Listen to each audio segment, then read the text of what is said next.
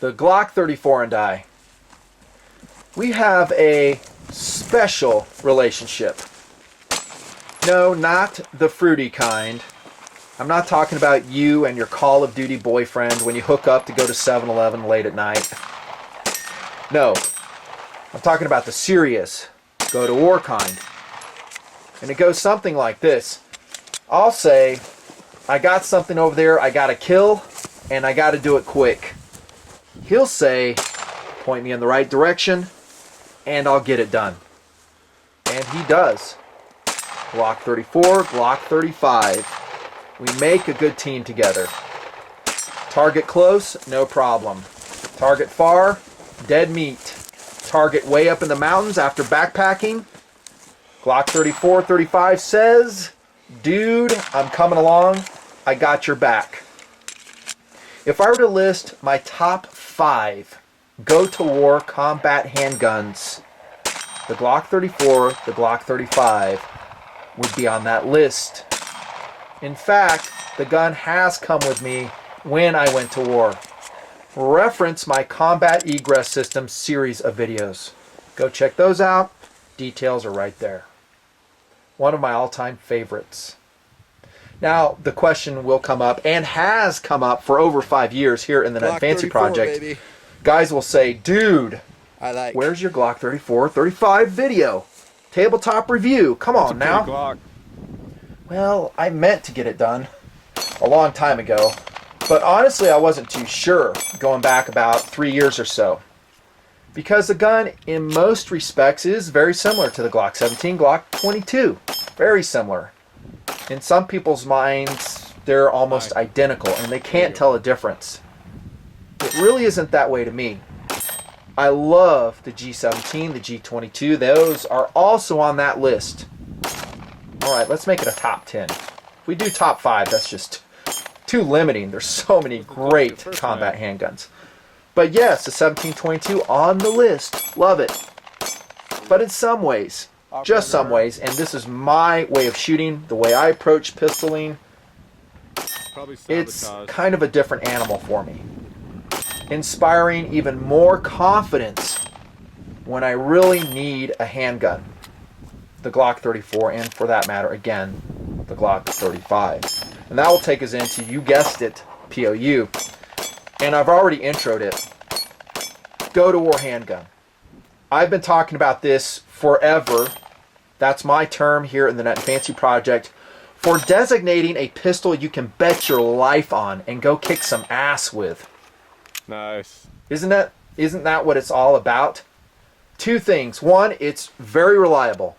Whacking the shit out of it. 2, you can hit with it. If you have those 2 things in a GTW handgun, you will have confidence in it. And that's what you need with your handgun. And I will say it varies with every individual. Some people shoot a Smith & Wesson M&P series better than they will ever shoot a G34 35. They'll shoot an XDM better. They may shoot a revolver better. Maybe a SIG better. It just depends on the person. For me, the Glocks get it done. They are cornerstone to the Nutnfancy Project and have been since 2008. I basically kicked off my gun reviews with the G17 and the P226. That's how pivotal they are in reference standard in the world of combat handguns, the way I think about things. Yes, I can hit good with it.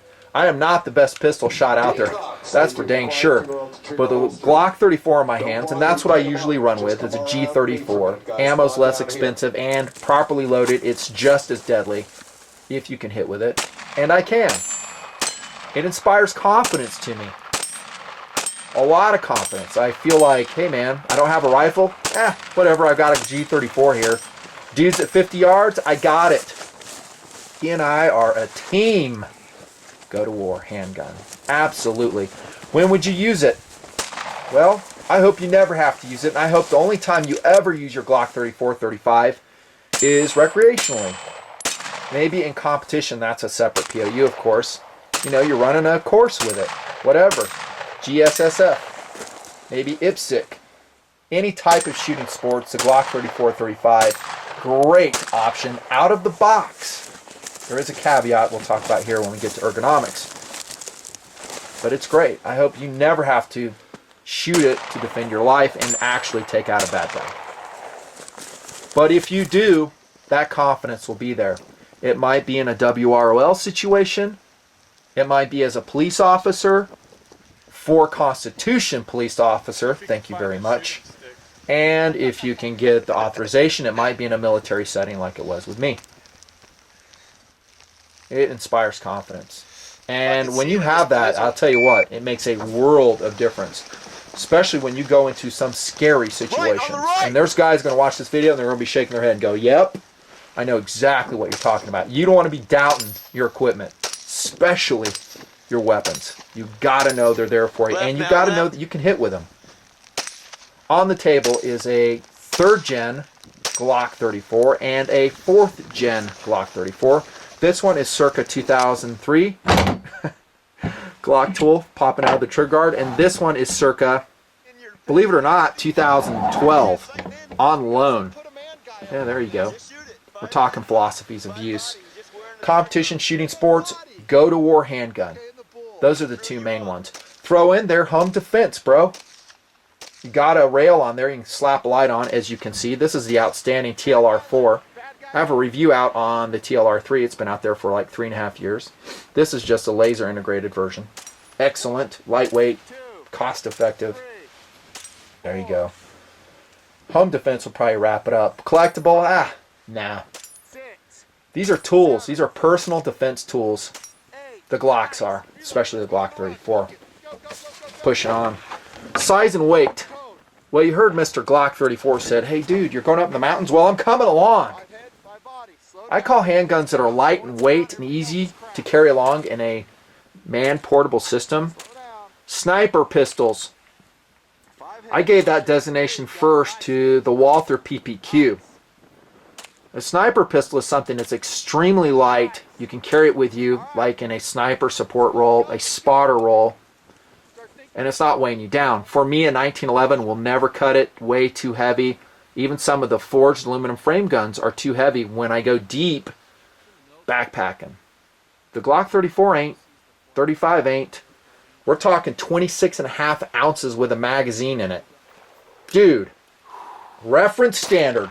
Like I've said always, very few full-size combat handguns, especially GTW handguns, will ever meet that weight standard. Nothing has changed in the 5 years I've been doing TMP. Some come very close. Some actually do match it. I've talked about them before. FN's got some. The PPQ, outstanding. Some are just a little bit heavier, like the Smith & Wesson M&P series, the XDM series. I love those too, also on the list if you're curious. But they are heavier. Width is just like a G17 22, 1.8 inches in width. No surprise there. 30 millimeter. Balance is standard Glock. But how is it compared against a Glock 17? Well, I would say it's a little bit more muzzle heavy, but almost imperceptibly for me. Really. I like long slide handguns. I do. Looks like you might remember. One reason is I have a longer sight radius. For instance, versus a Glock 17, the sight radius on this is 7.56 inches, or, here it comes, metric dudes, 192 millimeters. On the Glock 17, it's 6.5 inches and 165. Does that make a big difference? There it is. Short answer, for me, the way I shoot, my eyes is yes. It does make a big difference. It gets back to that confidence factor. The ability for me to hit those longer range targets with more precision. Swinger. Don't get me wrong. You put a Glock 17 in my hand, I shoot them back to back with a Glock 34. Is there going to be a huge difference? No. We're almost talking kind of second kind of cool thing. How a dude perceives a handgun when he's firing it. Tucking them away. You with me? And it is there for me. I like the longer slide. I also like the higher velocity that the Glock 34, 35 provides. How much is it? Well, I didn't do any chrono test for you, sorry. But I would ballpark it to be around 50 feet per second. Does that make a difference? Yes. You're shooting a freaking pistol, which is already underpowered. Do everything you can to give it more velocity, more power. especially if you're running a 34 and a 9mm. 35 too. Yeah, I'll take it. I'm doing everything I can to maximize the lethality of my combat handgun. Those are the main things. So the feel for me, I love the longer sight radius. I love the pointability of it. It just falls into hand just a little bit better for me than the Glock 17, especially when the ranges go a little bit longer. 116.83. Well, sitting behind that one is a Glock 18 magazine. That is a 33 round stick.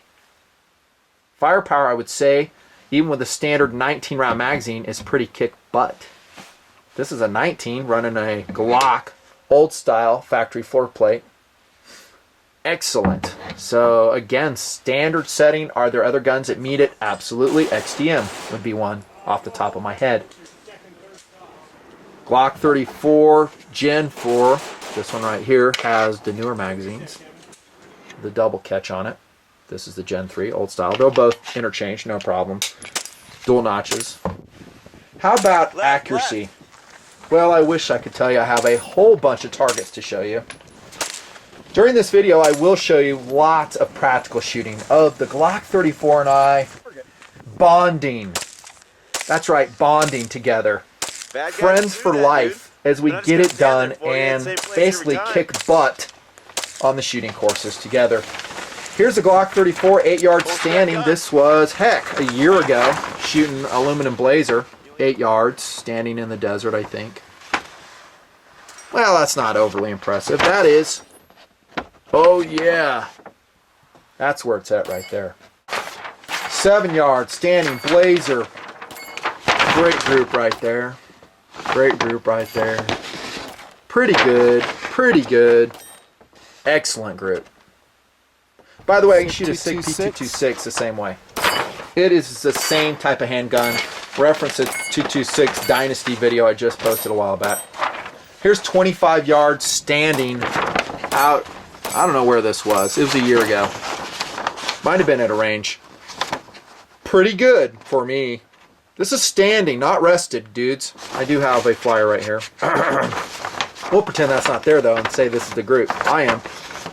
Pretty smoking. Could I get better with that? Standing, for me, probably not. Not with my eyes. For reference, here's a 15-yard SIG 226 E2 target. That's what I'm talking about. Another 226 E2. Same thing, everything I'm saying about the Glock 34 applies to this gun as well. I'm just showing you that for what reference.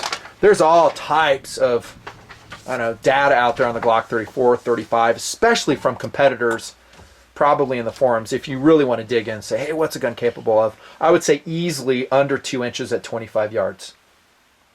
Which is the most accurate between the two, G34, 35? I would say probably, my experience, the Glock 34. The 9mm, a little bit more accurate.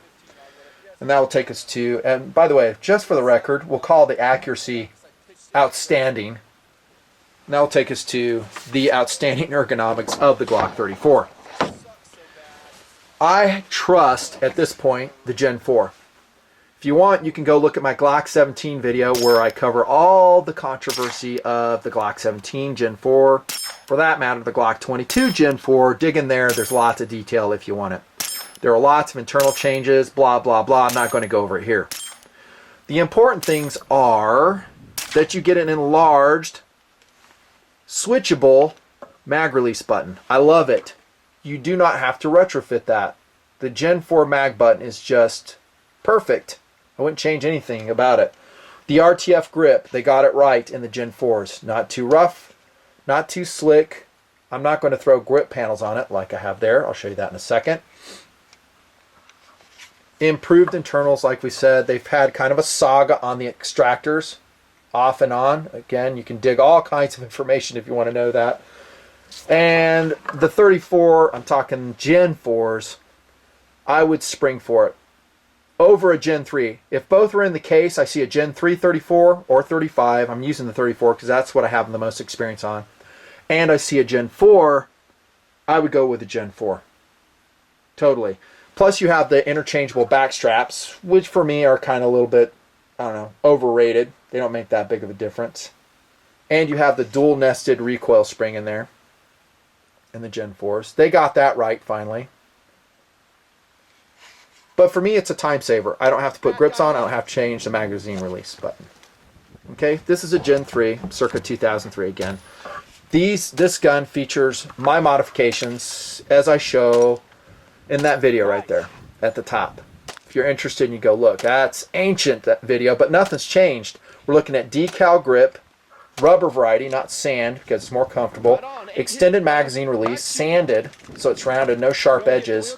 It already came with the extended slide release. And then I have a 3.5 pound ghost connector in there. And my favorite sights for the Glock 34, the Heine Straight 8 night sights. Oh my gosh, do I love these sights. And I will tell you right now, brethren, that is part of the formula for kicking butt out there on steel. Got a little Punisher skull there too. Love that thing. That's cool. Yeah, those sights are precise and they have tritium dot front, tritium dot back. Are they super high contrast? No, they're not, but they're precise and I like it. I hit good with them. This is a stock setup there and I'm glad I have it so I can show it to you. Adjustable on the stock Glock 34, made of polymer. Affordable, they work, white outline. You've seen them lots. They're good. They're kind of coarse though. All kinds of sight options. We'll probably revisit that before we leave. The grip angle on the Glock, does it bother you, Nutnfancy? Well, again, if you're just joining the project, welcome. Glad to have you. No, it doesn't. I do prefer a 1911 grip angle. Now, occasionally, as I switch back and forth between platforms like a SIG, an XDM, then I go to the Glock, my first couple shots will run wide, and I'll say, okay, Glock, I got to settle down and remember that grip angle, and then bang, there it comes. I love the low bore axis, by the way, only 1.26 inches above the web of your hand, the bore axis. That's reference standard too. Some pistols don't get that right. I still think the XD-XDM bore axis is way too high. Baby. Is it a big deal in that handgun? No, but I like to really nestle it down, less muzzle flip. Which, by the way, some people will say the G34, 35 have less of versus the 17 and 22. What do I say? I can't really tell the difference as far as muzzle flip goes. I can tell a little bit difference in the cycling of the slide. And of course it is milled out on this 9mm such that the slides pretty much weigh the same. Is that a problem, that milling out right there? If you're a long-time TMPer, you will know the answer to that because it is yes. It can be, to be honest, and I'm always honest in my reviews. One shoot, doing the sledgehammer in the Nutnfancy project, I dropped this exact gun while running, forgot to secure it properly in the holster, lessons of the road. It fell, it got a rock, a freaking rock in there, and it jammed. And we're like, what?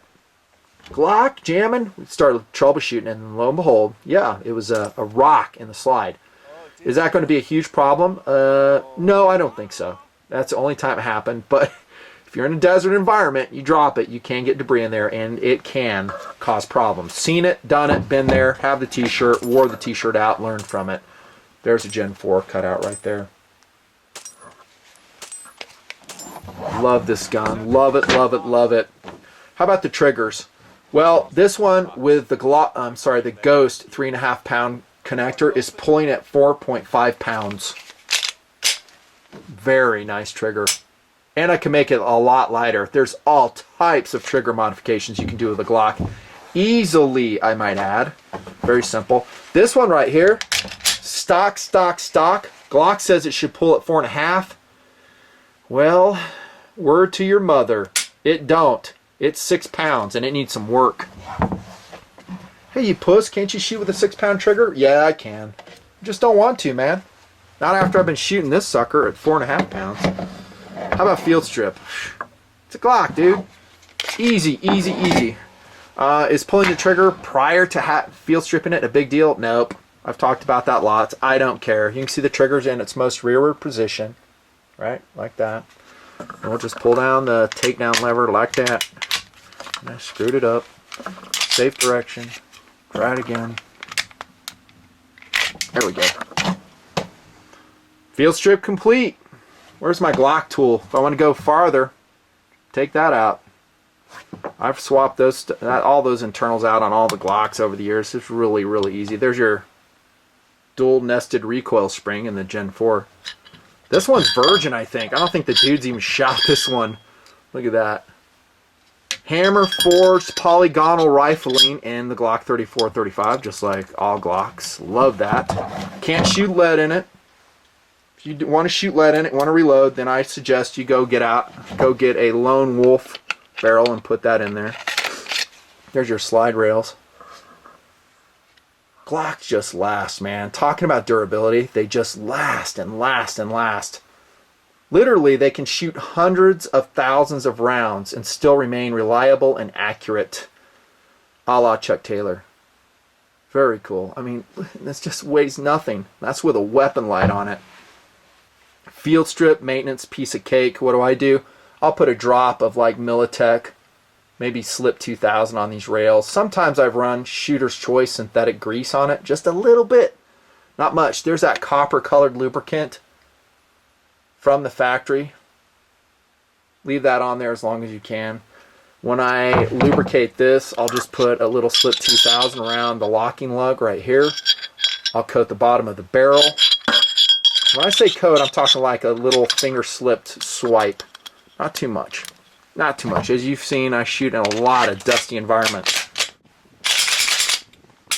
Field strip complete. Simple, Simon, and that will take us to accessories. I'm not going to go really in depth about all the stuff there is for Glocks. You guys already know this. Talked about those Heine sights already. And I think that's what a lot of guys will modify on their G34, 35. They'll put different sight sets on it, such as Trijicon, Meprolite, True Glow TFOs, Williams. There's a new one out called Henning Battle Hook for about $55. Those look pretty good. Haven't tried them. They're available at Brownells, by the way. The XS Big Dot. By the way, I hate those sights. Yeah, they're like the antithesis of these Heine straight 8s. They're not precise at all.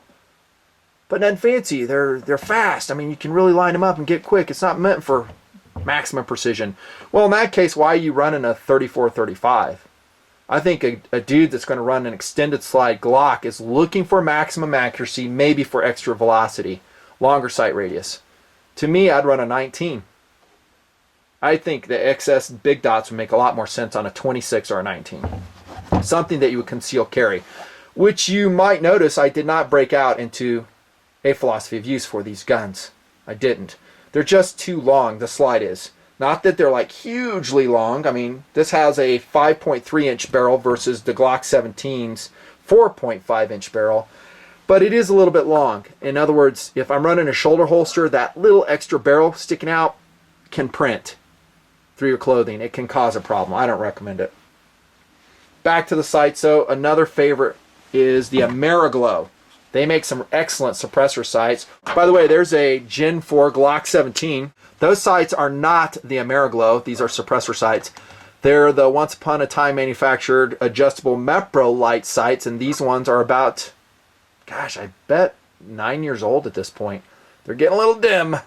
Fully adjustable. Great sight picture on these MEPs. I wish they'd start making them again. And they're high enough for suppressors. Okay, there you go. Couple sight options. Magazine extenders. I talked about the decal grip on this if you want it. If you're going to get a Gen 3 34, 35. A lot of Lone Wolf accessories, like a threaded barrel. You could run a suppressor on it, maybe a comp. Love Lone Wolf barrels. They are excellent. They're made out of 416 stainless steel. Lead is okay once again with them, and they're cost effective. Value.